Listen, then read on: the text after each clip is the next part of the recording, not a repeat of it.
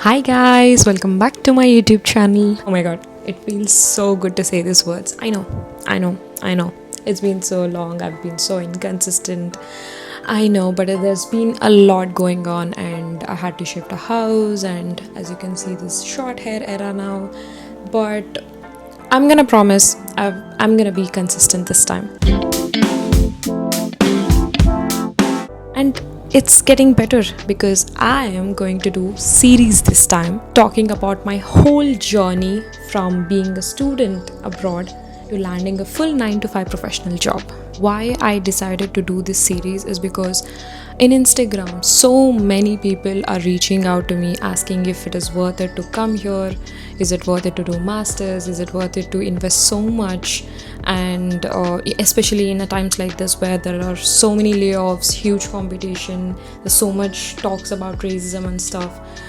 So I just decided I'll do this series because for every person it's gonna be different, because it worked for me, it might not work for others. I had so many friends who did not like it here, but I have friends who had made a life here. So that's why I'm going to talk about my complete journey here, from being a student to getting a part-time job, how did I manage my finances, and how did I land a 9 to 5 job, how I moved to Ireland. I'm gonna talk each and everything here, so you can decide if this is the journey for you, is this the lifestyle you're looking for. So make sure to watch the full video and make sure to subscribe if you want to see the complete series. And if you have people around you, friends, relatives, anyone who are thinking to go abroad, then you should suggest this series to them, help them out. So where do I even begin?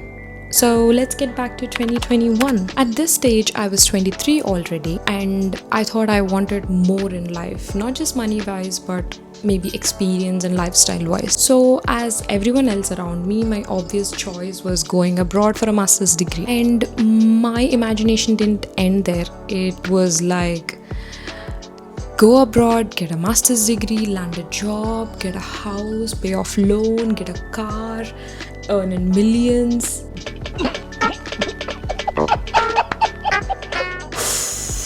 Oh boy, like literally that was my plan. And then I started researching about the countries I wanted to go, and my obvious choices were US, Australia, Ireland and UK. First obvious choice was USA. Where it didn't settle well with me was the college fees was almost around 40 to 50 lakhs. And from the very beginning, I was sure not to burden my parents, and I owe it to myself that I have to pay off each and every penny that I take for educational loan.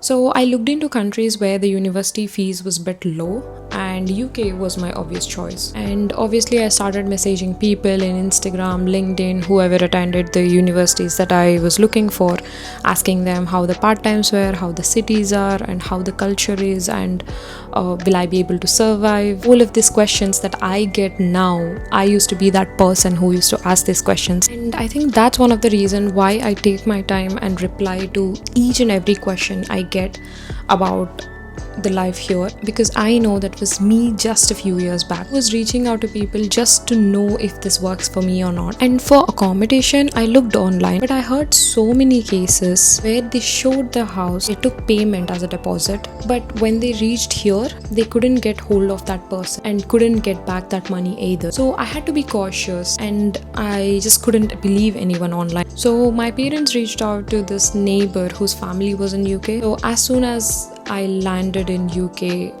one of my school friend picked me up and dropped me to their place. The world was still recovering from COVID. I had rules from the immigration team to be quarantined for almost 10 days, to only come out after I get a COVID test. So there I was in a new country with new people that I never met, adapting to new climate, questioning all the choices I made in life. Did I do the right thing, or did I take wrong decisions, or is it even worth all of this? So once the quarantine was over, I requested the family I lived with to book me a ticket to Birmingham, as they were based in Rugby. They said, wait, we'll go over the weekend, it's no rush and everything. I just didn't want it to impose. I already felt guilty that I've been staying there for a while. So on the 11th day, I took the train, didn't know where to get down, which way to go, like literally nothing. Just pure trust that I'll just make it. I'll either ask people or I'll just do something. I'll go and come back. I just didn't know where to get down,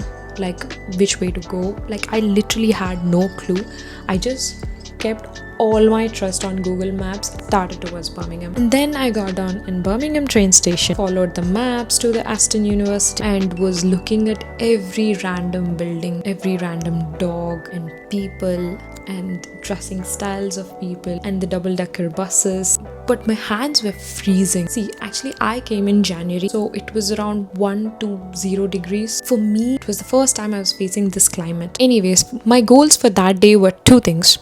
First one, to collect my student ID. Second one, to get an accommodation for me to shift to Birmingham. So I went to college, got my student ID, and I sat there taking all the views in and just realizing that I'm gonna be studying in here for like a whole year.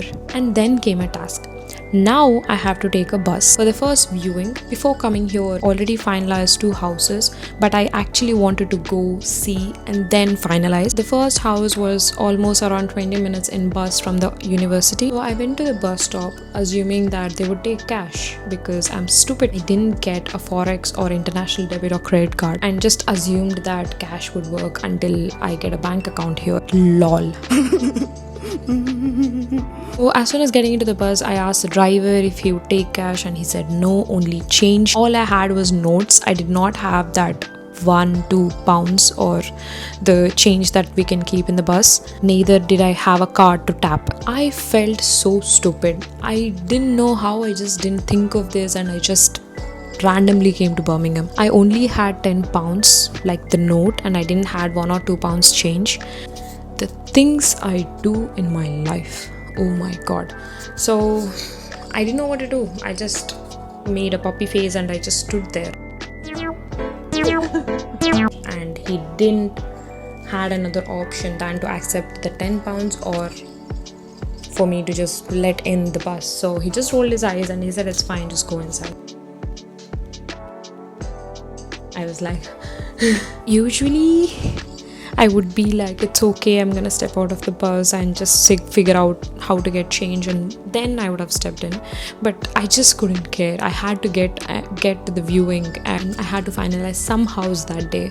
And my charge was running out as well. And guess what? I didn't bring charger or power bank. And for me to go back to Rugby from Birmingham, I had to scan the train ticket, which is in my phone. I just sat down in the bus and took a long breath, and I was sitting there with so much guilt. I was just telling myself that it's okay, it's fine, everyone makes mistakes, it's fine. And then I got down, went for the first viewing. I didn't like it that much. The room was very small and they were asking almost around £750, and that was not in my range. And while I was there, I asked him if I can charge my phone, and he gave me a charger, and I sat there for 20-25 minutes, charged my phone until 45%. I just headed out, and then I started walking to the second viewing. Luckily this was just 10 minutes away from the first house, so I started walking. Then I went to the second house, and this house I liked it very much. It wasn't that great, but it was within my budget, and it was around £450. So I was like, okay. And I had to just take one bus from here to get to the university, and that was around 15 minutes or something. So it ticked off all the things that I wanted, and it was a shared bathroom, but at that stage I didn't mind. All I wanted was a house, like a place to live.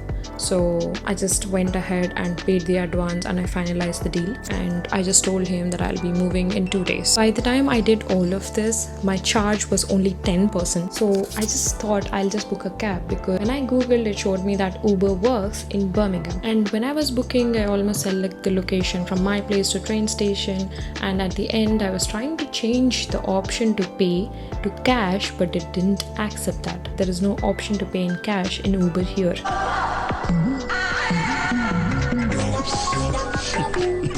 I sat outside that day and I cried for almost 15 minutes into how stupid and unprepared I can be. And literally everything kept flashing, like how comfortable life I had in India. I had people, even if this situation would have came in India, I had so many people that could help me.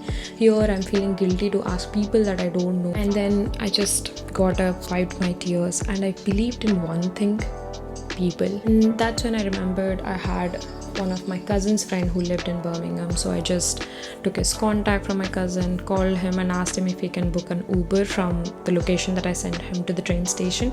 He said, don't worry about it, it's fine, I'll book it for you. And I got that sorted. I literally told him I'll send you back the money once I get my bank account sorted and everything. He said, just don't worry, it's fine, you go home safely. And I got out of the cab and ran because at that stage my charge was only 5% and I had to scan the ticket to get into the train.